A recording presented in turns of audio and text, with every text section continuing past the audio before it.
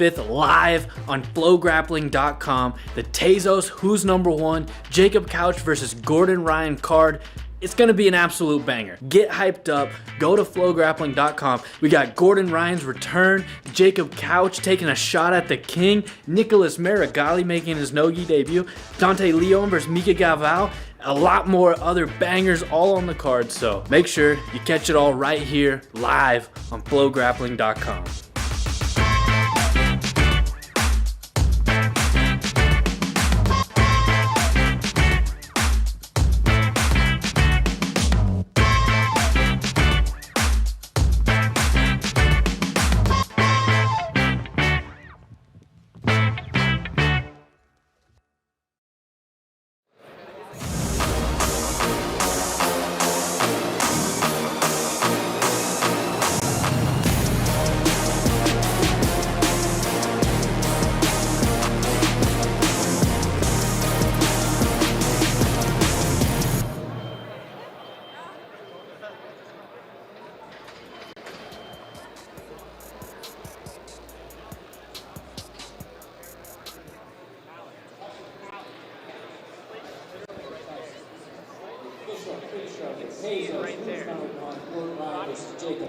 Presented by Fat Tire. I'm your host, Hollywood Mike. Joining me, who's number one heavyweight champion, Tim Spriggs, 10-time IBJJF Black Belt No-Gi World Champion, Kyle Terra, and Jiu-Jitsu commentator, analyst extraordinaire, Ricardo Amandoli. So guys, we have 8 matches tonight. First 3 free on our YouTube and Facebook channels. The next 5 only available on FloGrappling.com. We're all sold out here. You can only watch it online. A lot of crazy stuff went down. I had a new main event. Gordon Ryan steps in on late notice to go against Jacob Couch. Ricardo, what are you thinking about this matchup? Oh, this match is the Rocky Balboa match of the grappling world. I am so excited to see this match. There's an old saying, to be the man, you gotta beat the man. And if Jacob Couch beats Gordon Ryan tonight, he is the new man of the grappling world. I can't wait to see it. I have to kind of disagree with that because Jacob Couch may be the star of Daisy Fresh, but Daisy Fresh is a reality show, like real. Rocky Balboa is fictitious, you know, so I don't think that Jacob Couch can actually pull this win tonight. In my honest opinion, this is the most mismatched match of the history of who's number one. More than Tony Ramos versus Nicky Ryan. Yeah. I don't think Tony Ramos knew a single jiu-jitsu move. Yes, but the difference is that this game is actually so perfect for Gordon because Jacob Couch's strength is on being aggressive. Gordon Ryan is a counter player, so Jacob is pretty much gonna play on Gordon's game, or if he doesn't play on Gordon's game, he's gonna play in No's game, not in his game either. So it can only end bad for him, regardless. All right, Tim, what do you think about this matchup? First and foremost, Ricardo, I have to disagree with what you said. All right. I'm the man in jiu-jitsu. You gotta beat me to be the man. And so far, Gordon has yet to show that he's the man anymore. He doesn't got what it takes. I'm the number one guy. As far as this match tonight, anything can happen. This is jiu-jitsu. Look at me. I was a plus 4,000 underdog. I still kicked myself. I didn't bet on myself. That's some real money. But anything can happen. Jacob Couch comes from an awesome team. He's been training and competing consistently. However, Gordon is the guy that birthed his style. So I'm very intrigued as to how this is going to go, but anything can happen. I'll save my prediction for later on. All right, let's take a look at the whole card tonight, do a quick rundown of it. So, kicking off the prelims, we have Kyle's student, Benji Silva, going against David Garmo. Second preliminary match is going to be Joe Dierkhising versus Luke Griffith of New Wave Jiu-Jitsu. A lot of people really big on this guy, Luke. Joe took second in Nogi Worlds. Sophia Cassella going against Jessica Crane in the third and final prelim. Gabriel Souza going against Keith Krikorian in the first match of the main card. El Monstro versus Heizum. Marigolli making his Nogi debut against Arnaldo Maidana. Dante Leon versus Mika Galvao in the co-main event, and then Gordon Ryan versus Jacob Couch in the main event. So let's dive deeper into these matchups. Ricardo, what do you think could be Couch's path to victory here against Gordon in this main event? Well, first of all, he's got 30 minutes to play. 30 minutes to try to pass Gordon's guard, which not many people have ever been able to do. But he's got to put the pressure. He's got to pass the outside. Can he do it? I don't know. I mean, if you really think about it, one of the only ways he could win is to make this a long, ugly fight. But I don't think the Hillbilly Hammer is going to do that. I think he's going to be attacking the entire time, and I think it's going to be an exciting match.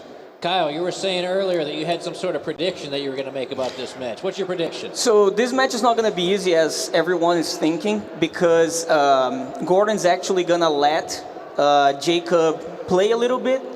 I am pretty sure that Gordon, since he's releasing Escape DVD, I believe that he's actually either going to pull to mount side control, or actually even let Jacob pass his guard so he can try to escape. So he's going to let Jacob play a little bit. What I would be more interested in it would be if Gordon actually played a little into Jacob's game. If you went inside the 50-50, Gordon would not tap. Gordon would probably submit from the position anyways, but I think it would make more interesting, because when he fought Lachlan at ADCC, Lachlan actually got the bite on Gordon. He wasn't able to finish, but he got a bite. I would actually like to see how Gordon deals with that position again, now that he's a better player, you know, and see how Jacob plays on his strength against someone that is also good in that position.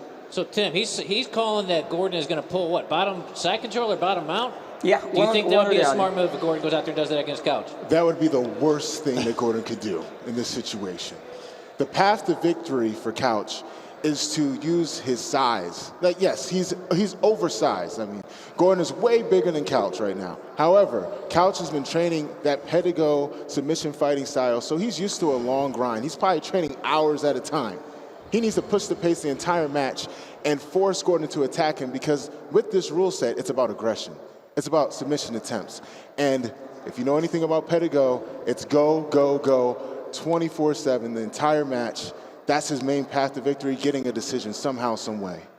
Co-main event of the evening, Ricardo, your cousin from Canada, Dante Leon, going against Mika Galvao. What do you think about this matchup here? I love this match. You know, you have Canada's best black belt right now against Brazil's, you know, the newest prodigy from Brazil.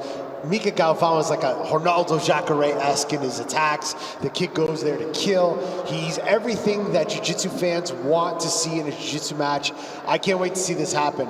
I mean, their styles are a little similar if you think about it. They both like the wrestling game. They'll both try to do takedowns. They're both submission hunters. So that should be interesting to see how it plays out. But Mika's counters to takedowns, his counters off of doubles and single legs, the submissions that he does, we've never seen before in the sport, and this is going to be awesome. And you look at that versus Dante's guillotines, two strong submission hunters going for the kill. It's Canada versus Brazil here in Dallas, Texas. I can't wait. Kyle, the co-main event, Mika versus Dante. What's your take on it? When you first presented this match to me, I was super excited, because this has the potential to be the match of the year. But it also has a slightly chance of being the least exciting match of tonight if Dante decides to try winning this match. Because if Dante tries to win this match, he's going to have to play really boring. And he's gonna have to not do much, you know? If Bruce Lee taught something to me was that sometimes the best way to win a fight is not fighting. And if Dante does that, he has the chance of beating Mika. I truly hope he doesn't do that, and because it will be very, you know, will be kind of a boring match for the fans, for me, for you. But if the pace is a high pace like Dante usually puts and Mika usually puts, this match is gonna be incredible. So Bruce Lee quotes from Kyle Terra. Tim, what are you thinking about this co-main event? I love this match. This is the match that I was most excited to see. Dante Leon is the epitome of a pressure fighter. He has an unmatched pace. He has phenomenal strength. Just go to YouTube, look up Dante Leon powerlifting. You're going to see the numbers that he puts up. Mika Galvao, he's world class everywhere. He can shut down your game. We saw him against Tyrell Tolo, who in his own right is one of the best in the world in the weight class. And he was able to neutralize his attacks, which may lead to a boring match. But since that match, Mika Galvao has shown his aggressiveness. I'm still in awe of that duck under that he pulled off at the ADCC trials to the back. He combines his wrestling and jiu-jitsu so much. I believe the key to victory here is whoever's willing to make the most risks. They're going to come out on top. All right, so moving on along, maybe my favorite match of the night, Nicholas Marigolli, black belt world champion in the gi, making his no-gi debut. He's relocated to Austin. He's training with New Wave under John Danaher and with Gordon Ryan. Ricardo, what do you think about Nicholas versus Arnaldo Maidana, who can't be counted out, no-gi world champion at black belt? It's a very interesting match. A lot of people are looking at Marigolli as the favorite to win. Obviously, he's one of the best gi jiu-jitsu fighters in the world. We've never, ever seen him no-gi. Arnaldo Maidana, no-gi world champion, a ton of experience. He was a runner-up at the ACB Grand Prix. So, you know, experience can counter a really, really technical fighter many times, as we've seen in a lot of matches. So for those counting Arnaldo out, man, you gotta look at his record. It speaks for itself. It's gonna be a good match. I think it's gonna be a lot tougher for Marigolli than people think. I just can't wait to see it, and we finally get to see the debut of Marigolli. Kyle, what do you think about Nicholas? Do you think Nicholas is going to transition well to no-gi? Do you think he's going to stumble a little bit? What do you think? I do agree with Ricardo because so Arnaldo does have more experience. I don't think in no-gi, right? But I don't think that will count much because Marigolli has fought, you know, at the very highest level in the gi. I know that he can deal with pressure pretty well in these circumstances. The thing is, Marigolli actually didn't tap him on their gi fight, although it was 5 years ago. Glorious 3 weeks ago. Right. Oh, and on the shot was Williams, and Maidana able to snag the head He's from the there. type of guy that And might be losing 10-0. Yeah, he's and going to he'll accept. still not give up, not give up the submission. He'll try to recover his guard. He's going to keep on fighting. So I don't think it's going to be a walk through the park for Marigolli. You know, I know that Marigolli is really hungry. You know, he is one of my favorite fighters to watch because Marigolli is like, you know, like Roger Gracie in a certain way that he doesn't really care about any strategy. He actually plays his opponent's strategy most of the time. If the guy pulls, he accepts. If the guy doesn't pull, he pulls. You know, if the guy wants to wrestle, usually he wrestles as well. You know, if he has 30 seconds to the end, like when he fought Philippe Andrew, and he could score the points by taking the back or trying to choke him out, he will not score the points. He'll try choking the person out. He's always going for the finish, no matter what, because that's the goal of jiu-jitsu. That's what makes it exciting. But the problem is, this comes the problem. Marigolli has an issue that he gets frustrated very, very easily. He gets frustrated when he doesn't get the tap, you know, when the person apparently, when he believes that the person is stalling to not get tapped. He also gets frustrated with the crowd. He gets frustrated with his opponent's coach. So if Arnaldo can pull that side out of Marigolli, although Marigolli might not feel the pressure of competing, he might still feel that anger, that frustration come out of him, and he usually doesn't retain that very well on him. So I would actually, if I was Arnaldo, I would actually try and fight for the legs, because if you watch Marigolli on the gi, and Gordon does the same no gi, since they are training together, I believe that Marigolli didn't change too much his style. Marigolli passes too much giving his legs. You know, he usually doesn't play too much outside. He knows how to toreando, everything, but he enters the guard, you know, with his legs. And I think that it's an opportunity for Arnaldo to actually entangle in the legs and see how Marigolli is doing with his leg entanglements. All right, Tim, real quick, we got to get to picking our winners, but what are you expecting out of Marigolli in his no-gi debut? I expect the same Marigolli that we see in gi, as far as his aggressiveness. This guy has the eye of the tiger. This guy wants to go for the kill. He doesn't care about points, and this fits this rule set perfectly. All right, so let's get going, picking our winners here for the main card. We're going to kick it off with the very first match of the night. Keith Krikorian versus Gabriel Souza. I guess I'll kick this off, and we'll work it down this way, going and at Ricardo. I'm going to go Gabriel Souza. After beating Mikey Musumeci, passing his guard 2 times, tapping him with the north-south choke, I got to believe in Gabriel Souza. I'm going another north-south choke by submission. I'm going to go with Keith Krikorian. The majority of his wins come from leg lock. He's got 74% submission percentage. This guy goes for the kill every single match. This fits the rule set, because at the end of the day, you can have beautiful jiu-jitsu, but it's not just styles that make fights, it's rule sets that makes fights. These rule sets fit Keith perfectly. He did an awesome job at the ADCC East Coast Trials. I'm a believer. I'm going with Keith. Kyle Tara, who you got here? If there was a draw, I would pick the draw, honestly. I think this is a very even match. It will be high-paced, I hope, as long as both of them don't stand up for too long. But if I have to pick a winner, I will pick Gabriel Souza because this match will be decided on who got closer to do something. I think Keith will be able to get Gabriel into some submissions, but I believe that Gabriel's positioning will end up dominating the fight versus Keith at the end because of his high pace. I believe that Keith will end up getting tired in the end, and Gabriel end up winning with positioning dominance, although Keith will get closer to the submission. Ricardo, who you got winning this match? All right, I got a little bit of everything here, but the way I'm going to call this is like this. Keith, killer. Awesome leg locks, awesome submissions, got a beautiful jiu-jitsu game.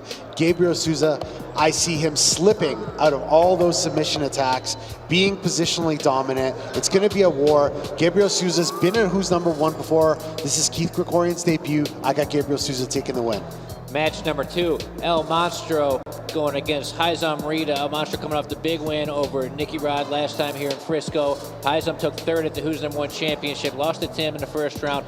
I'm going to say Haizam gets it done. I'm going to say Haizam pulls guard, and he works from the guard, and he wins this thing by decision. What are you going with, Tim? I'm going to go with Haizam as well. I think stylistically, this is a bad matchup for Elder. Elder likes to go for takedowns, and you see Haizam on TV, he's pretty big, but when you see him in person, you see that he's giant. It's like you're going against Giannis Antetokounmpo on a jiu-jitsu match. So it's going to make you very hesitant to take shots, and that's part of Elder's game. I'm going with Haizam. Kyle, who are you going with here? I have to go with Elder. Both of these guys are extremely athletic, but Elder, he proved last time that he's not just good in jiu-jitsu, but he also is good at strategy, you know. And I believe that he will have the right strategy to beat Rita. I believe that the Rita will eventually pull, and I think that Elder will get better positionings than Rita. He won't tap him, but he'll get better position. Ricardo, you going Haizam or El Monstro? I respectfully disagree with Mr. Kayotera. I think that this rule set is perfect for Haizam Rita. He is a submission attack specialist. Although Elder Cruz is going to try to control him, he's going to get takedowns, he's going to body lock. It's about submission. And in this rule set here in Who's Number One, it's all about the submission. Haizam Rita either by submission or decision, definitely. All right, let's get on to the third match of the main card. You know who I'm going with, Nicholas Marigolli, all day, every day against anybody. Nicholas Marigolli, like I say, gets to the back by submission, RNC over Arnaldo Maidana. Tim? I've got Nicholas Marigolli by decision. Nicholas Marigolli by decision because Tim just stole my pick. Oh, whoa, Yes. You're going with Nicholas Marigolli by submission. Come on. No. I'm Come going by on. decision. You're going with Why couch. are you guys so He's confident? going with Arnaldo couch. Maidana is a no-gi world champion, okay? If you say experience is the best teacher, No. that's an amazing experience. Nicholas Marigolli, though, world class, the best male grappler in the gi in the world. And take it from me, as a guy that was training 2 to 3 times a week, learning leg locks at that rate, it doesn't take long to learn leg locks. It doesn't take long to learn defenses. However, I'm going to give the slight edge to Nicholas Marigolli, but I don't think he's going to submit Arnaldo. Sorry. Ricardo, are you going to make it a clean sweep for Marigolli, or are you going to go with Arnaldo here? You know, I flip it back and forth on this match constantly. I think that Marigolli is high-level jiu-jitsu, and at the end of the day, jiu-jitsu, gi or no gi, he has what it takes to win. Arnaldo's got a ton of experience, but I think that Marigolli's got the momentum. What Tim Spriggs just made a lot of sense. You can learn enough leg locks in a few months of dedicated training, and he's been at the right gym. He's with Danaher, he's with Gordon, he's got the best in the world helping him. I think Marigolli's going to take this. All right, everybody's got Nicholas Marigolli. No surprise there. I mean, Arnaldo's no joke, but Nicholas is just next level. On to the co-main event of the evening, Mika Galvao versus Dante Leon. I'm going to go Dante. I'm going to say Dante pulls off a decision against Mika. What do you got, Tim? I've got Mika Galvao. He has some of the most electrifying jiu-jitsu I've ever seen. I'm going to go with Micah. Kyle. I'm going with Mika, but it's what he does is unpredictable, so I cannot call how he's gonna win. But I know I'm pretty sure that he's going to come out as the winner tonight. There's only so many Canadians that are high level in jiu-jitsu. Who you going with, Ricardo? So I'm torn on this one. Dante's my boy. He's Canadian. Mika's from the same town as my wife in Manaus, Brazil, so I can't piss off either my countrymen or my family. But the thing that stands out for the most with me is Mika has way more submissions at his disposal than Dante. Dante has a killer guillotine. He's got a lot of other stuff, but I've seen more variety of submissions from Mika. I think it's Mika's to win.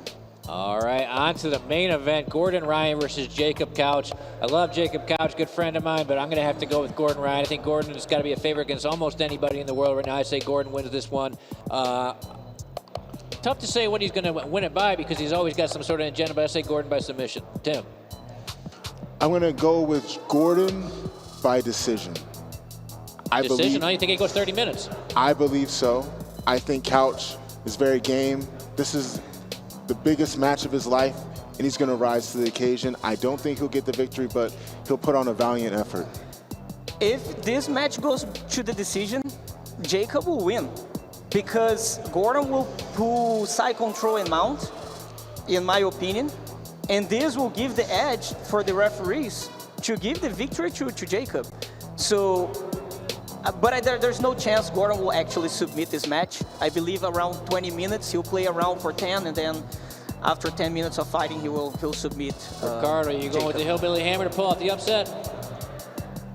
I don't think so. I think it's Gordon's. I think Gordon's going to win. I think it's going to be a tough match. They have Couch up there for Kyle. I don't think that's correct. But here's the thing, guys. No, it's final. That's his pick. That's his pick. Hold on. No. Hold on a sec. The X factor that no one mentioned.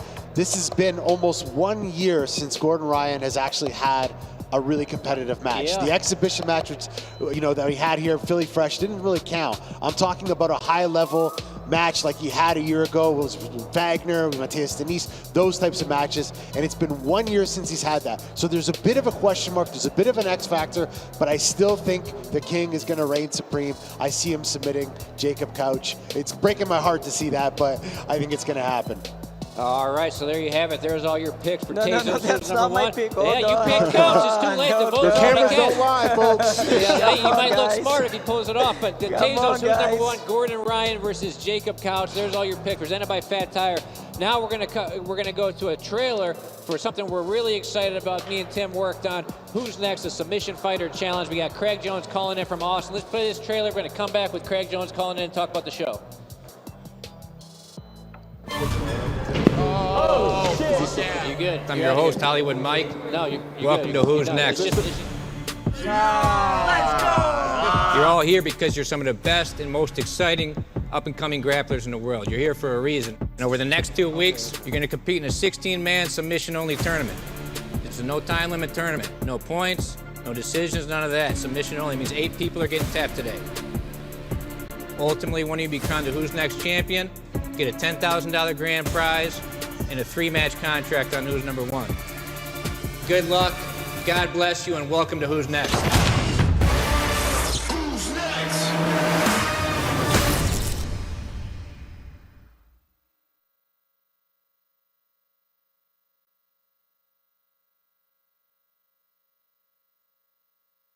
Never before been seen by the public between the co-main and the main later on. But me and Tim took part in this. I'm the host. You were the coach of the red team. Yes. The coach of the blue team calling in right now from Austin, Texas. Let's bring him in. Craig Jones. Why isn't he here? Isn't this like his home state now? Yeah. What a What's coward. going on, guys? Too afraid to see me in What's up, person. Craig?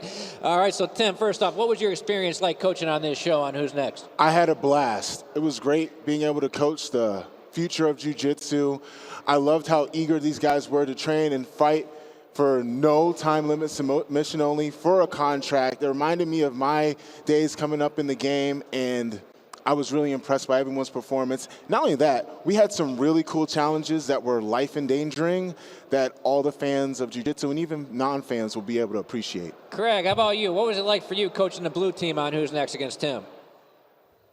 I mean, obviously, it was. We had a great time there. I mean, it was challenging having to listen to Tim every day on set, but we got through it, and I think you guys are going to really enjoy the blue team.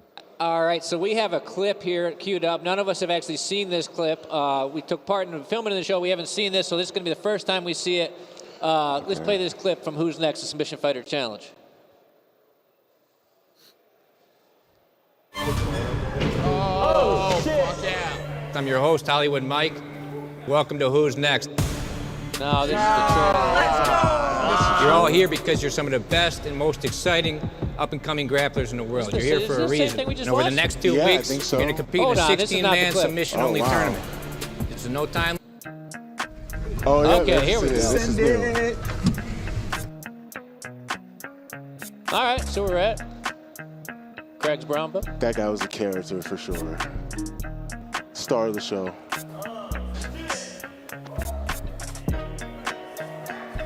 That was a long day.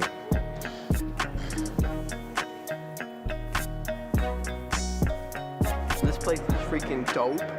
I'm so excited. This would be sick. The space reminds me of fucking Squid Games, man. I feel like I'm on one of the games. It's a warehouse. It's really rustic. You know, I've fought a couple of times in like these types of environments, so I love it. I feel like I'm in a movie right now. Yeah, the space is cool. It's very nice. This is my first time fighting in a warehouse, so something new. Oh, fuck yeah. All right, welcome to Who's Next. All right, there we go. I thought that's from what, the first day when they first got there? Yes, that was a long day.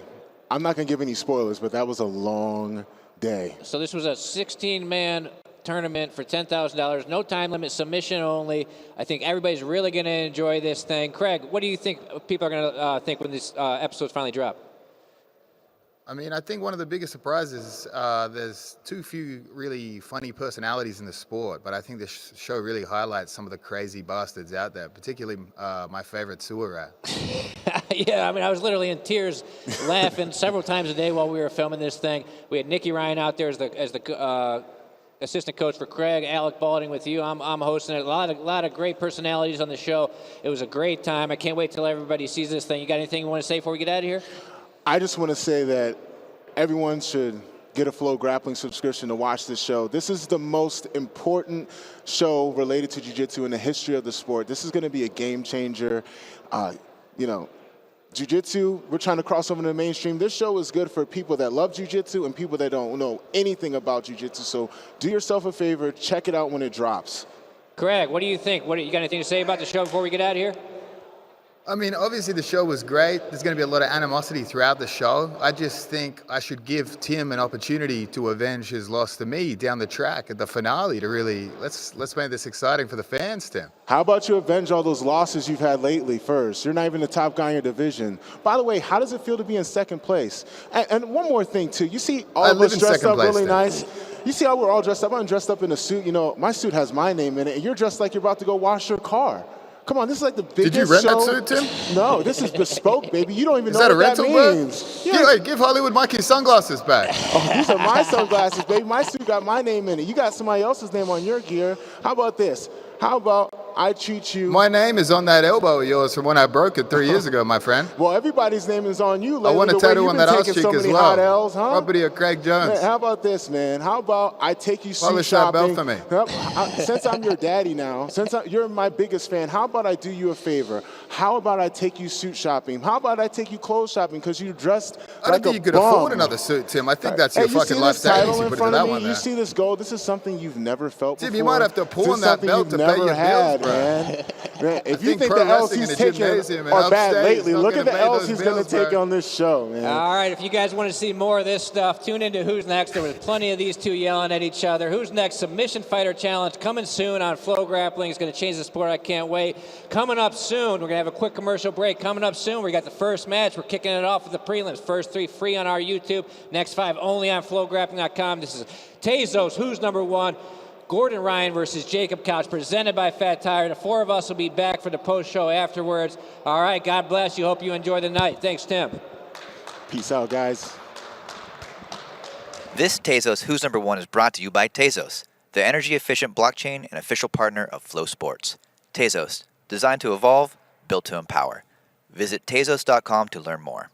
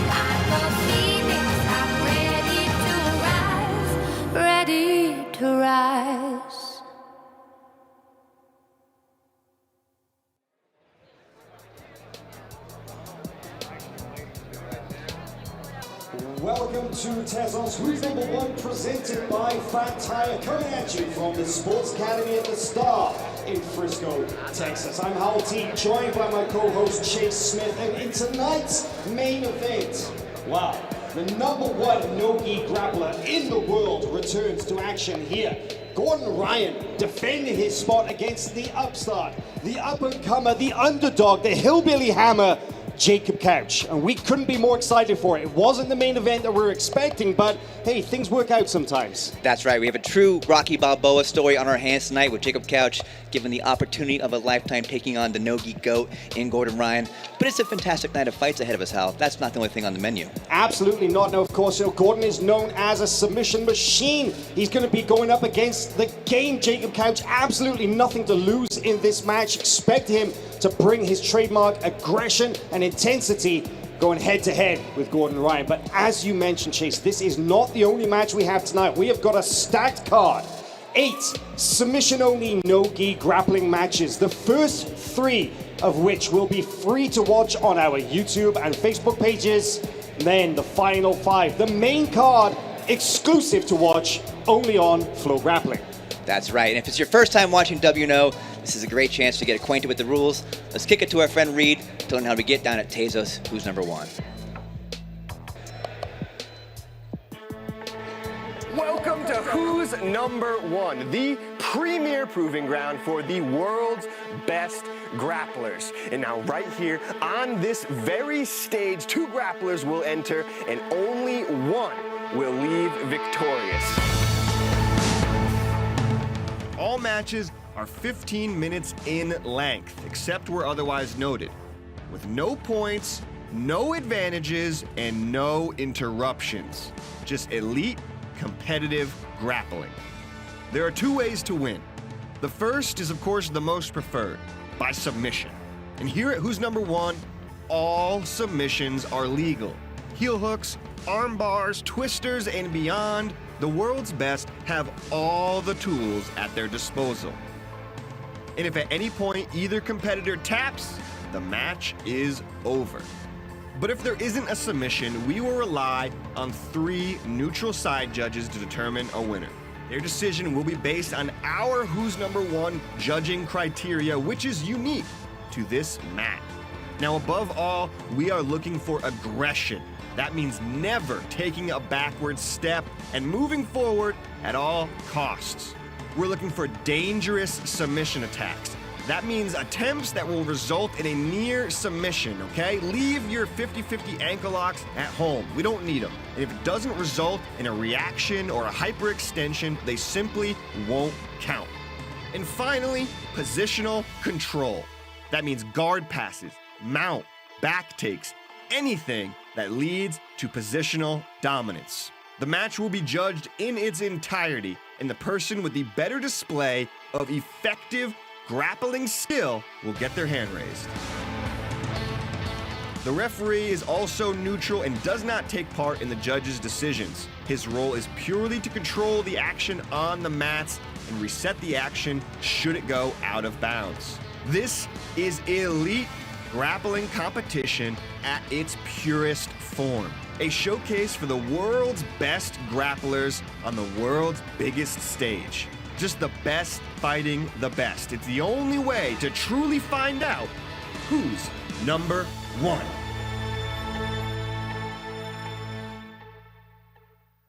It's got some it's new. It's still got like kind of some creases and shit. Let's meet the... Let's meet the competitors at our middleweight 185-pound division. Out of the blue corner, training out of Detroit, Michigan, and representing Assembly Jiu-Jitsu, David Garmo.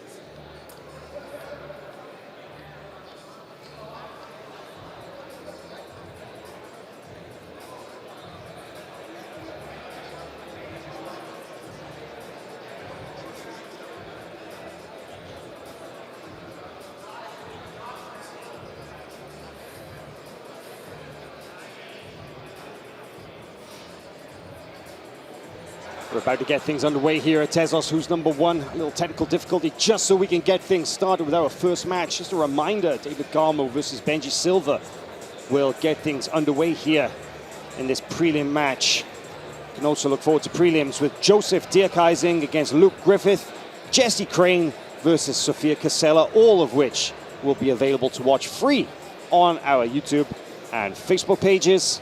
And just a reminder that the rest of tonight's show, the full main card, including the no-gi debut of Nicholas Marigolli, including the return of Gordon Ryan, including the co-main event of Mika Galval versus Dante Leon, all exclusive to watch only on FloGrappling.com.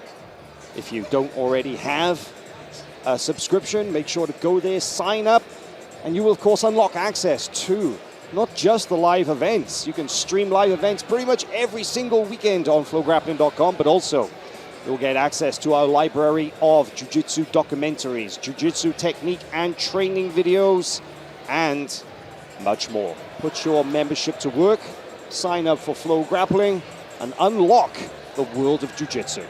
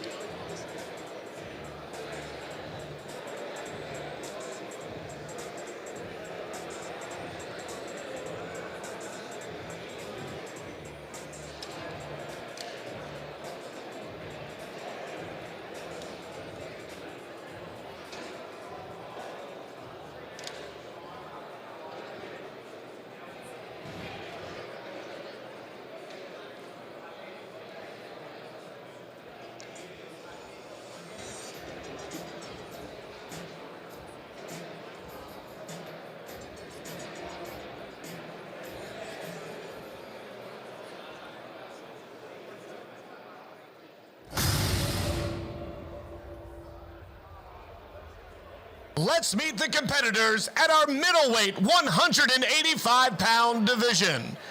Out of the blue corner, training out of Detroit, Michigan, and representing Assembly Jiu-Jitsu, David Garmo.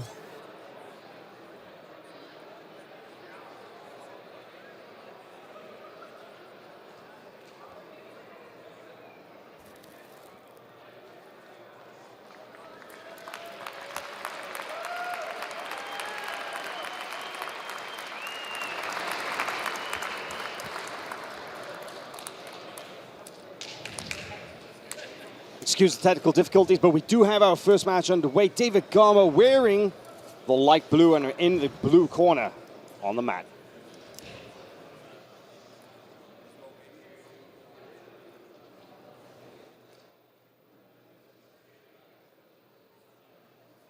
And his opponent, out of the red corner, training out of San Jose, California, and representing Kyotera, Benji Silva.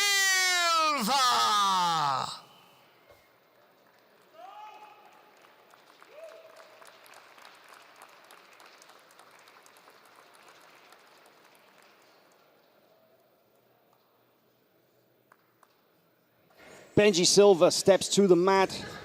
Cuts a very different physical figure to that of David Garmo, Chase. But what do we know about his jiu-jitsu? Well, we have Benji Silva, the Kyle Terra black belt walking on the mat. Extremely physical fighter, loves to bring a lot of emotion to his fights, and he's going to make this thing physical.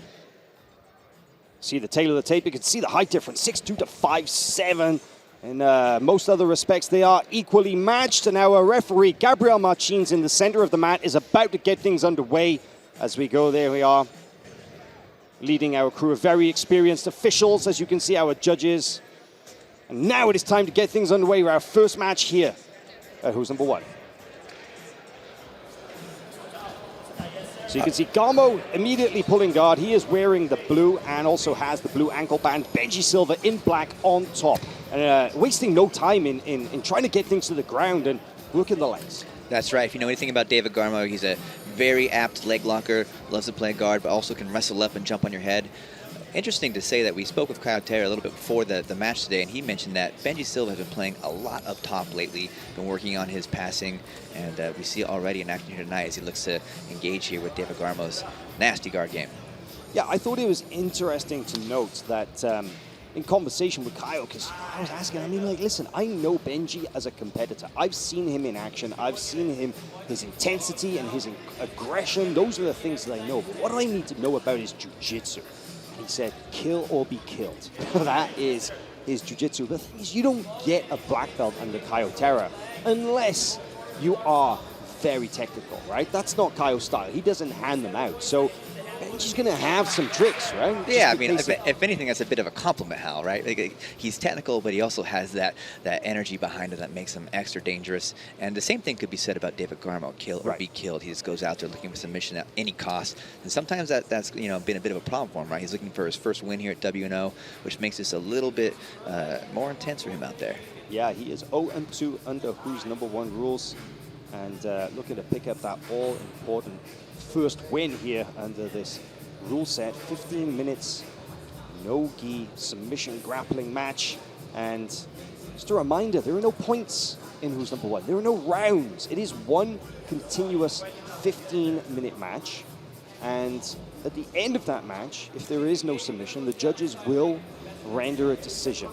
But right now, I'm watching the action. What I'm seeing is that Silva, he's looking to get past this guard of Garmo, but Garmo is not particularly attacking right now. He is framing well, he's defending, he's trying to create some openings, but he hasn't actually thrown up any legit attacks as yet. Well, as you say that, he's definitely starting to invert and hunt.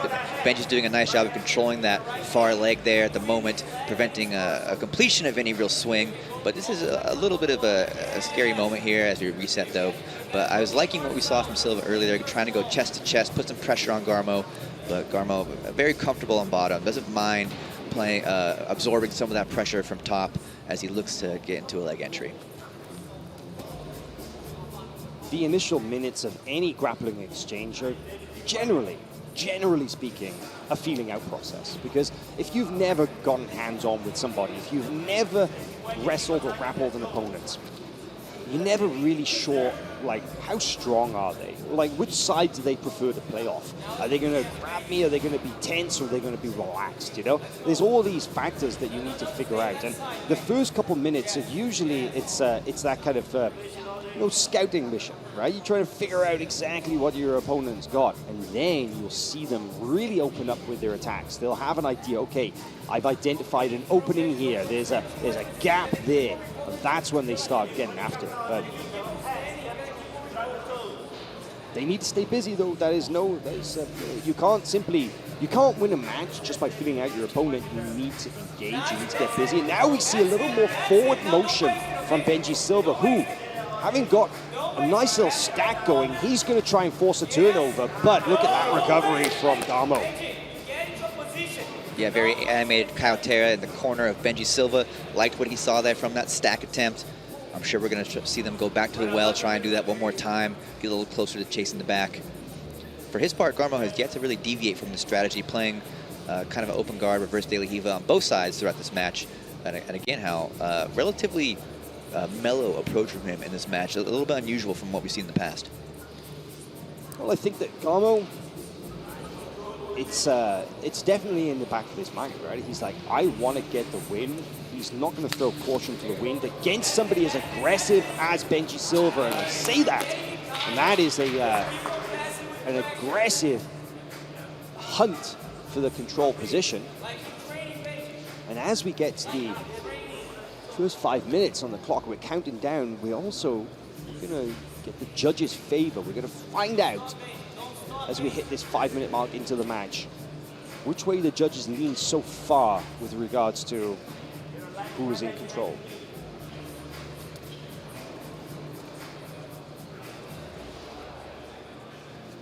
Oh, and there we have the signal. Judges favor the blue, David Garmo. What do you think about that, Chase? I think that's kind of an interesting perspective the judges are showing right now. I would have said Benji has been pushing the pace more so far than David Garmo. Example right there. But it's worth noting that judges' favor is not a score, right? And these are not periods. This is a holistic approach that we have here. Who's number one? Tezos, who's number one, that is. And the full 15 minutes is taken into account. So it was just sort of a tool to say, hey, and what we just saw in the last 5 minutes, this is how we feel. But overall, if there's one key exchange, something big happens in the last minute, that will be enough to overturn any judge's favors, no matter which way they fall. Great point. Well explained. I feel like, okay, we're going to get a restart into the center from our referee. And also, now this is a verbal warning. You could see some penalties issued if these guys continue to play this kind of game where neither man is really trying to create something significant. And we say that. Now, that sweep coming into top position for Garmo. This reversal doesn't necessarily count as much as you might think under our rule set, because coming onto the top, you don't win a match just by being on top. You need to do something with it. You need to get something effective. And maybe after that 5-minute feeling out process, the Benji Silva feels, you know what? I've tried my luck. I've tested out the guard of Garmo. I wasn't able to pass. I'm going to try out the bottom position, and maybe I'll have a better chance of catching something from there. Yeah, it's a smart move, right? You're not getting what you want out of the top game. Why not switch things around? Silva's very experienced, won Nogi Worlds as a brown and blue belt. And Kyle mentioned, as we said a little bit earlier in the broadcast, that he really came up with a devastating guard, and that's where he found a lot of success early in his career. So when we saw Benji just a moment ago go to guard, Kyle was pretty excited actually in the corner and said, this is what we want. So a lot of time to work. Still 8 minutes left in this match, and we have Benji right in his wheelhouse now. Look how long the legs are of Silva. He is able to close the body triangle from the bottom guard. And those long legs can be a very dangerous weapon. And the way that he's got that deep overhook, you can see it right here. The left arm, he's got a very, very strong overhook. Garmo's elbow is flared and his hand is on the mat. That's compromised right there, but he gets it back in. But the way you see the control positions and the clinch positions right here that Benji Silva is utilizing, that's triangle setup territory. 100%. And, Garmo's in a bit of trouble with the arm isolated. We see him pull out now and look to stand to break this guard. I like that. I was seeing the pace slow down a little bit. Obviously, some of that is the action from Benji here. Now we have a bit of a leg exchange. This is exactly what David would prefer to be into. There we go, the opening of the guard to get after the attack opens the counter-attack from Garmo, and I would say that in that exchange, now they're back into this neutral position, I wouldn't say there was a clear advantage for either man in that sequence. So, in my estimation of this match so far, I'm watching pretty closely, I can't really pick a clear winner. Yeah, I hope you got your eyes on the mat here, Hal. It has been very even throughout. I think that judge's favor should not be regarded as too important. It's had very, very narrow margins here throughout this match. You see Garmo now into guard. Working a little harder now in this inversion, committing a bit more we saw earlier in the match. He's got a good grip with his hands around the thigh. You can see right there, palm-to-palm grip. Throws up almost a reverse triangle from bottom. Silva in no trouble. He uses it to reverse. He uses it to come on top. But where is he going to go? Man, he's not able to get anything going forward from that reversal because Silva sprang up to his feet. And that would have been much more of an earned sweep, right? We saw Benji be able to escape the scenario and flee the sweep, but David worked a little bit harder, I'd say, than that first time around.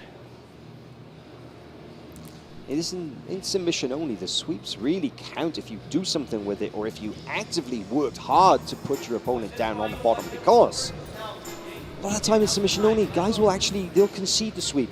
They won't even fight it because they think, you know what, no problem, I'm not losing any points here, I'm just going to go to my back and I'll continue to fight and attack from there. It's no disadvantage for some people, right? That's true, but here, who's number one, that would be a problematic approach because we take, into account everything that's happened, including sweeps, including takedowns, things like that, that normally in some formats would not be relevant at all. We're approaching the second phase of the match where we are asking the judges how they perceive this match to be going. We're at 5 minutes, Dave. 5 minutes. Let's go, Dave. We have 5 minutes. Pick it up.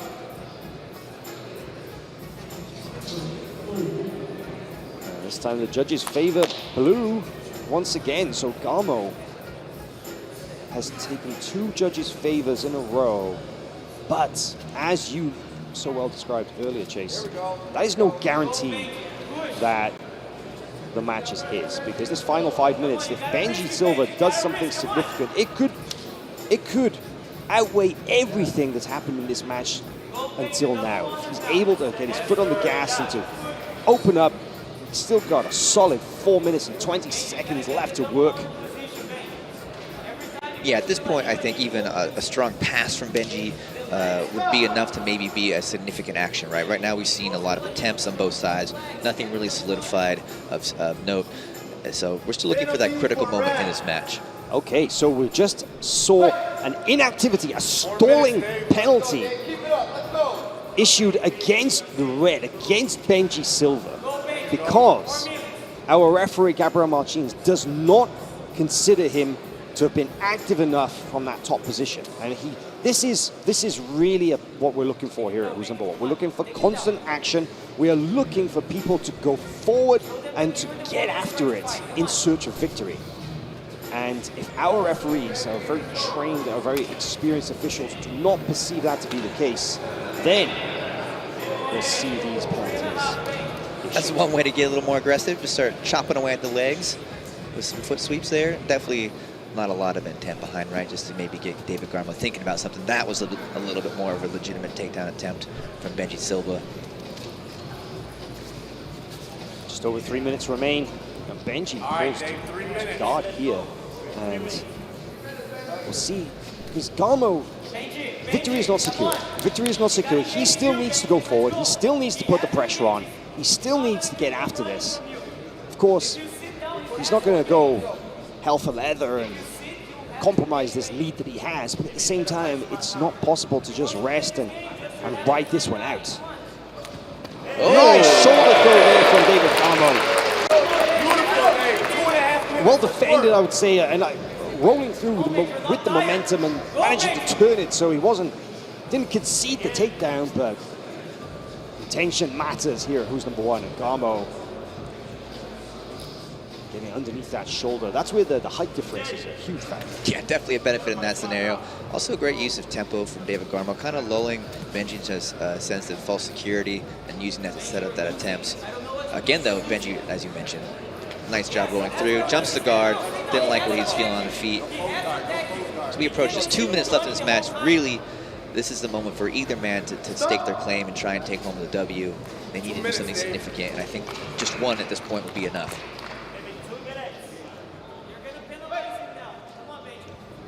You can hear Kayotara in the corner saying to Benji, you got a penalty, you gotta go, you gotta get going, and I'm not seeing that response. I'm not seeing Silva respond to the urging of Kayotara, the commands to basically, you've gotta get busy, you've gotta get after it. I'm sensing this pace has been set, and really the one who's done the setting it feels to me to have been Garmo. It's been, I think, pretty neutral throughout, if I have to be completely honest, from where I'm sitting.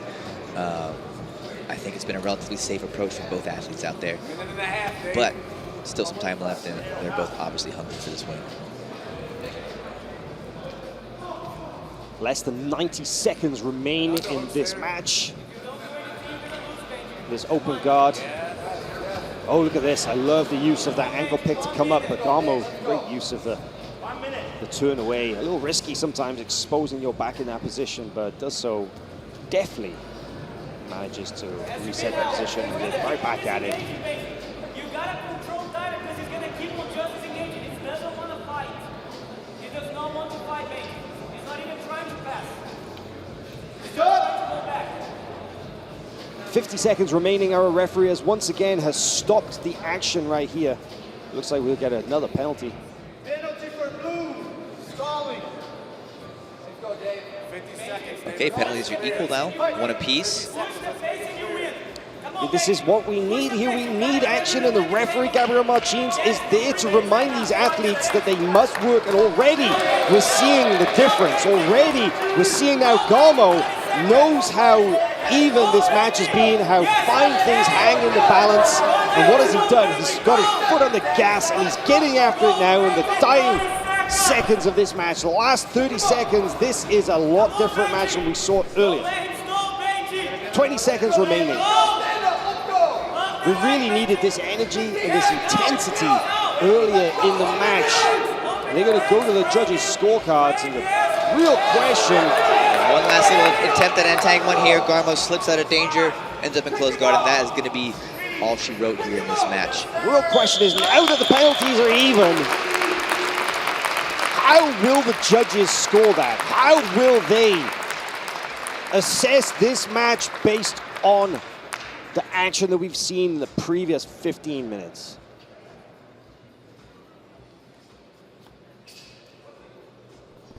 A split decision for the blue. David Garmo, 2 referees to 1.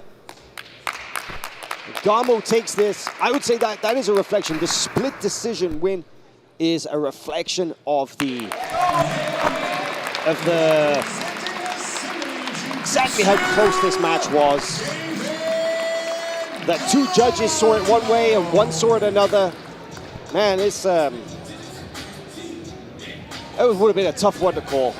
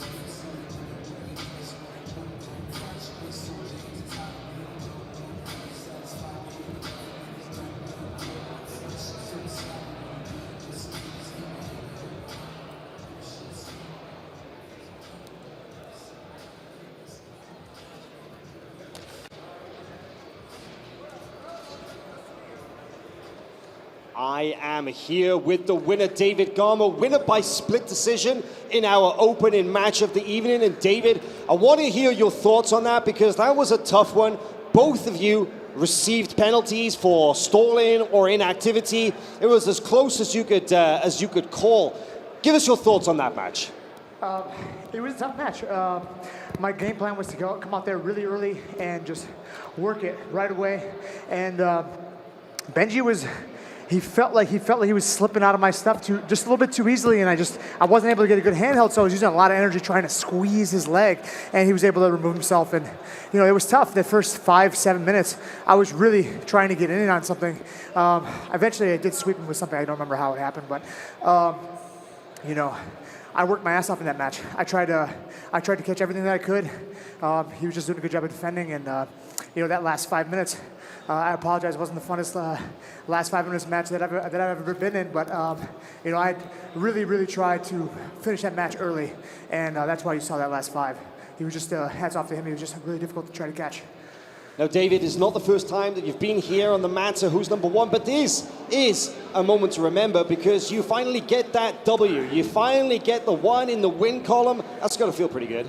Yeah, that 0-2 coming into this match really was bugging me. But I felt great coming into this match, very focused, and I'm just really happy that you guys were calling me back. Next time, believe me, you're gonna see submission for sure. Well, David Garmo, congratulations on getting the win here at Tezos. Who's number one? We'll see you again, I'm sure. Thanks, guys.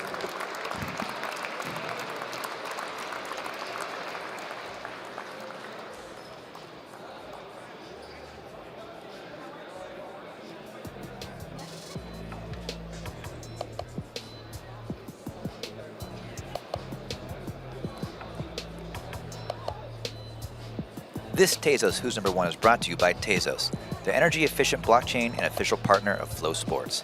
Tezos, designed to evolve, built to empower. Visit Tezos.com to learn more. Presented by Defense Soap, now the official soap and body wipe of FloGrappling, protecting you for over 15 years. Defend what you have built.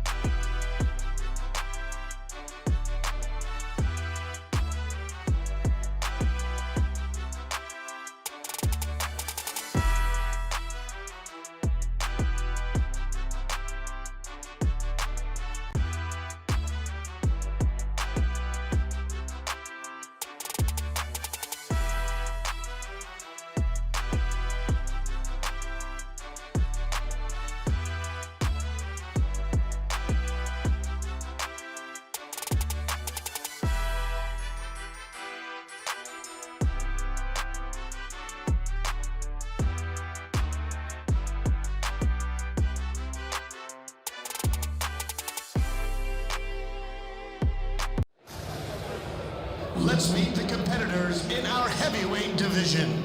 Out of the blue corner, training out of Houston, Texas, and representing Revolution Dojo, Joe Dierkhising. Our first competitor in this match, this heavyweight match, the giant Joe Dierkhising, coming out of Houston, Texas, a very dangerous submission artist, and a nominee for the 2021 Submission of the Year, Chase. Yeah, if you saw that, you would realize what a brutal grappler Joe Dierkhising really is. Representing Revolution Dojo, but also spending a lot of time at B-Team. Dierkhising is definitely one to keep an eye on and looking to make a statement tonight at Tezos Who's Number One.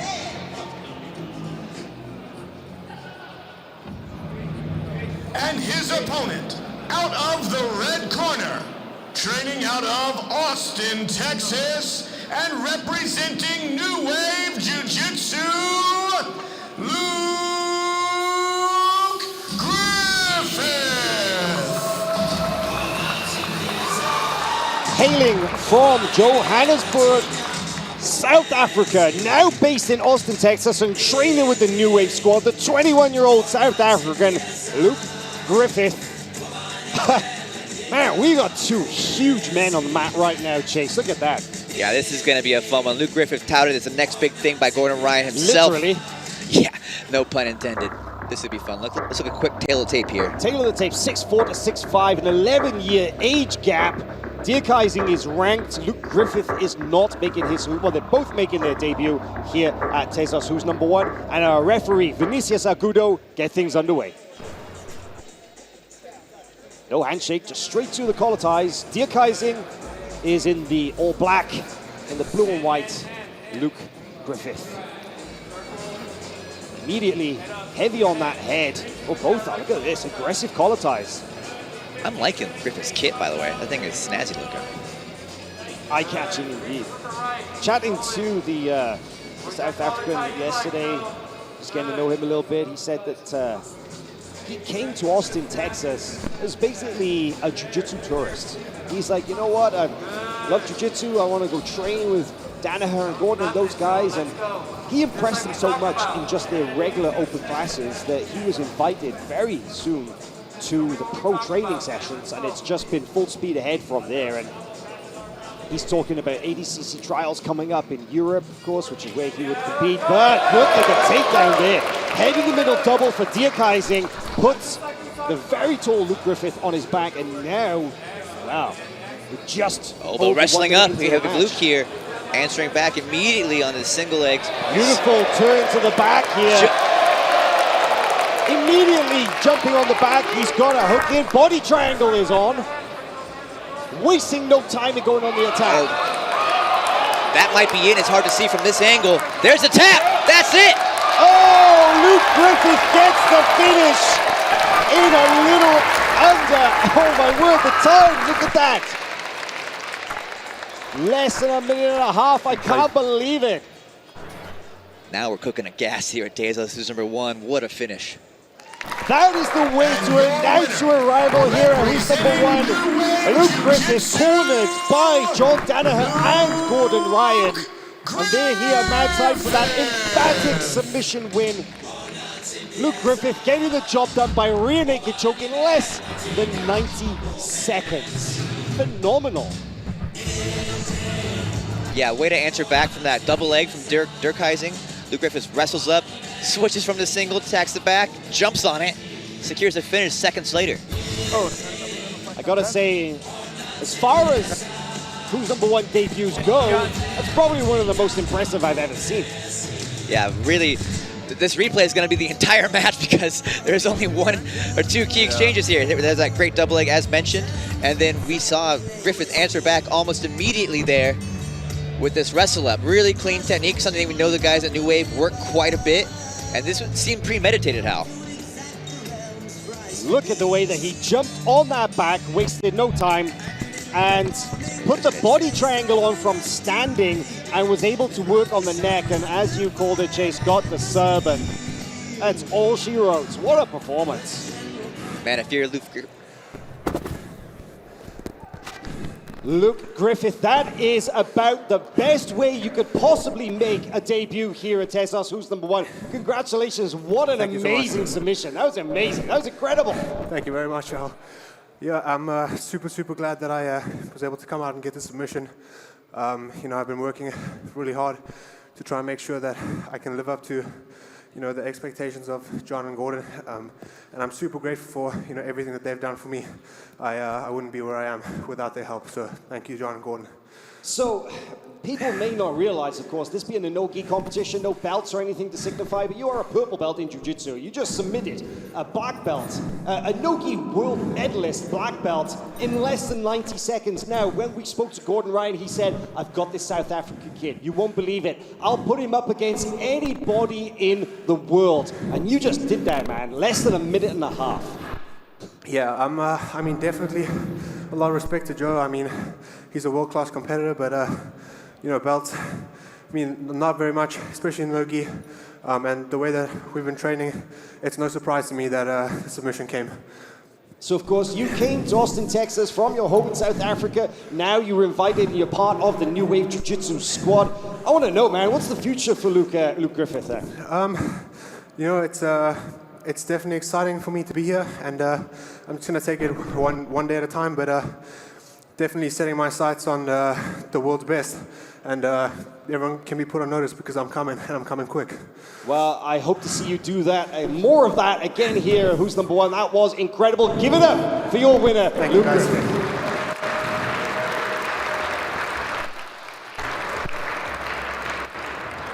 One of my favorite matches of the year so far. I loved it. Such a dynamic technical exchange. We've got more matches coming up. We'll be right back after this. Tonight's event is sponsored by Swain Mats by Dolomir, the official mat of FloGrappling. Swain hybrid mats utilize a revolutionary, low-profile tatami vinyl to create the ultimate grappling surface. Experience the hybrid difference at dolomir.com. This event is presented by Fat Tire, America's first certified carbon-neutral beer.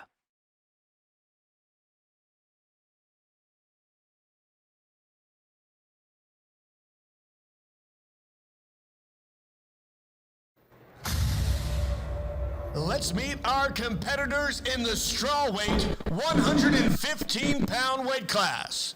Out of the blue corner, training out of Dallas, Texas, and representing Aries, Jessica Just read into that thing.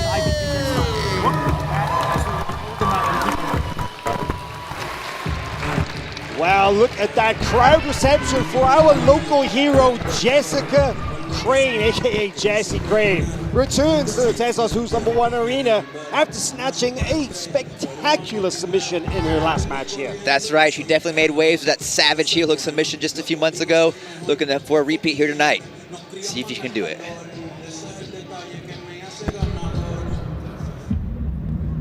And her opponent, out of the red corner, training out of Fort River, New Jersey, and representing Sarah, Ocean County, BJJ, Sophia Cassella. We love inviting new talent here to Who's Number One, and Sophia Cassella is one of the most exciting up-and-coming strawweights in the game, and very happy to have here on the Who's Number One match, Chase. She's the number 8 ranked 115-pounder in the world today, and ready to make her WNO debut. You can see very evenly matched in all aspects physically, and it's about time to get things underway. Our referee, Steve Hodgett, take it away.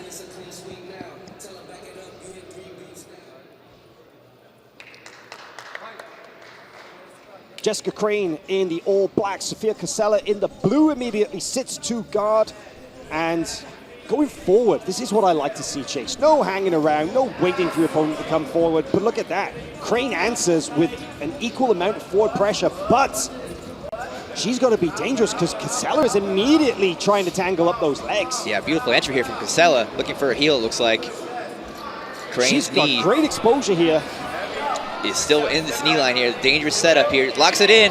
That looks like it could be close to being on. Crane doing a nice job of staying up. Oh, there's a tap. There's the finish. 35 seconds and Sophia Cassella gets the submission here at Tezos Who's Number One via inside heel hook. Can you believe it?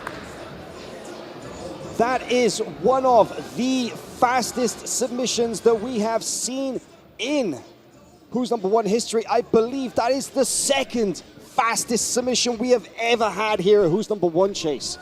Yeah, Crane getting up a bit gingerly. You never like to see this part of the game take place, but she's up on her feet. The power of the inside heel hook cannot be underestimated. A very devastating submission. We hope that Crane is able to fight another day. Definitely an issue, but Sophia Cassella the winner.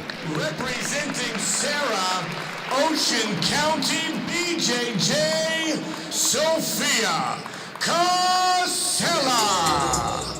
Sophia Cassella making a statement and entering the record books with the second fastest submission at Who's Number One in only 35 seconds, Chase. That is incredible. We're going to play the replay. Look at this. It's pretty much the whole match. Yeah, what a showing. What a debut. Sophia Cassella making her name known. Winning, I think, back-to-back 4 weekends in a row right now. But look at this heel hook. Devastating finish there. Hope Crane is all right.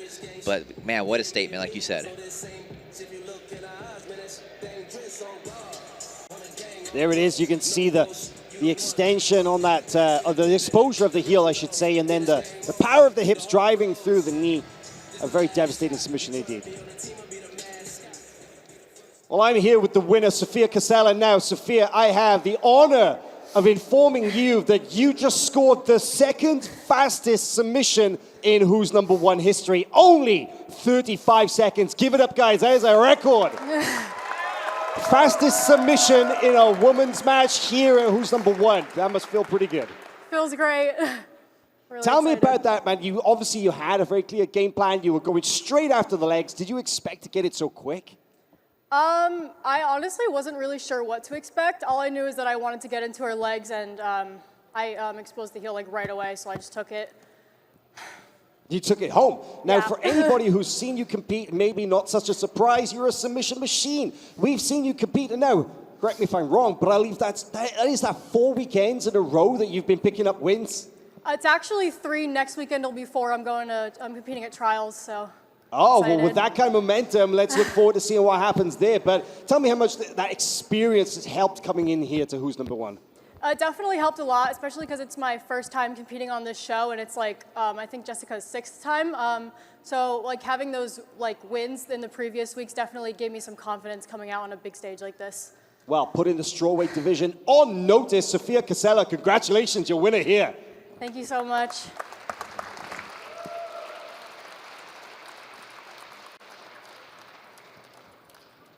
Is the final free match here on our prelims, and you'll be able to watch the rest of tonight's show, the 5 main card matches, including, of course, the main event, Gordon Ryan versus Jacob Couch, the co-main event of Mika Galvão versus Dante Leon, the Nogi debut of Nicholas Marigolli, and more exclusively on FloGrappling.com. Head over there, sign up, subscribe today, unlock the world of Jiu-Jitsu, and be able to catch all of the action. But hey, Chase, we've got something special for the fans.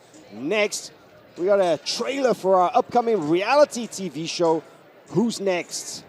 And well, I think let's just let the video do the talking here, shall we? Oh, shit. Fuck yeah. I'm your host, Hollywood Mike. Welcome to Who's Next. Let's go! You're all here because you're some of the best and most exciting up-and-coming grapplers in the world. You're here for a reason. And over the next 2 weeks, you're going to compete in a 16-man submission-only tournament. It's a no time limit tournament. No points, no decisions, none of that. Submission only means 8 people are getting tapped today. Ultimately, when you become the Who's Next champion, you get a $10,000 grand prize and a 3-match contract on Who's Number 1. Good luck, God bless you, and welcome to Who's Next. Who's next?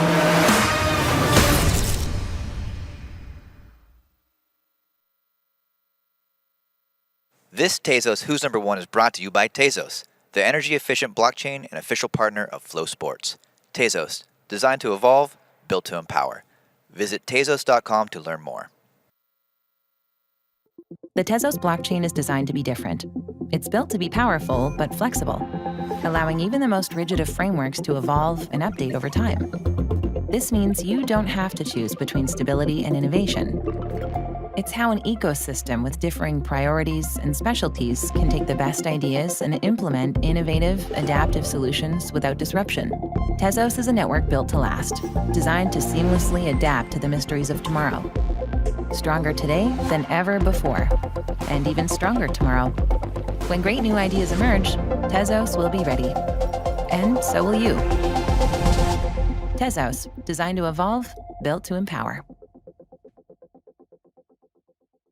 I'm on my way home. I'm on my way back to stay. I can't do without you another night. Oh, baby, I'm on my way home. The sport of jiu-jitsu provides so many with a bigger purpose. Jiu-jitsu becomes a part of you. You're faced with so many challenges in the sport, but skin infections shouldn't have to be one of them. And that's our mission. Defense Soap was created out of the need to fight back, because we care about this sport, the families, the athletes, the coaches, and we want to continue to protect people from skin infections, to keep you on the mat. And that's our goal here at Defense Soap, to defend what you have built.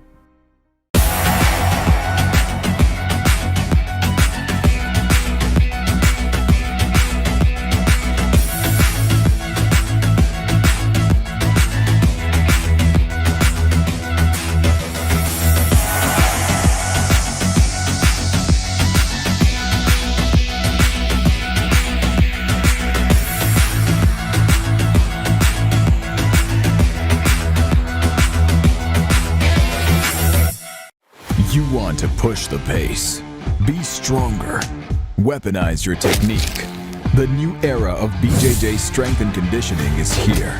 Neo BJJ is the specially designed program to fast-track your jiu-jitsu performance here and now. Our one-on-one remote coaching program has everything you need in just one app to help you train like a pro. Start here, start now. Neo BJJ, strength and conditioning.